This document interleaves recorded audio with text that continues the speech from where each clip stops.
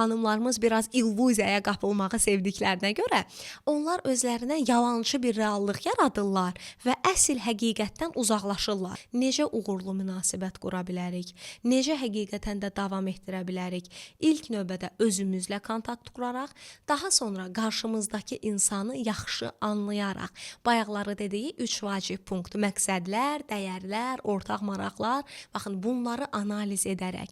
Ümumiyyətlə, hansı insanların ki həyatda güclü analiz etmə bacarıqları var, o insanlar həmişə həyatda udurlar, qazanırlar. Çünki onlar çox yaxşı analiz edirlər, geriyə çəkilirlər, insanları analiz edirlər və ona uyğun qərarlarını verirlər. Bu çox vacibdir. Amma təəssüf ki, dediyim kimi, xanımlarımız biraz illüziyaya qapılmağı sevdiklərinə görə, onlar özlərinə yalançı bir reallıq yaradırlar və əsl həqiqətdən uzaqlaşırlar.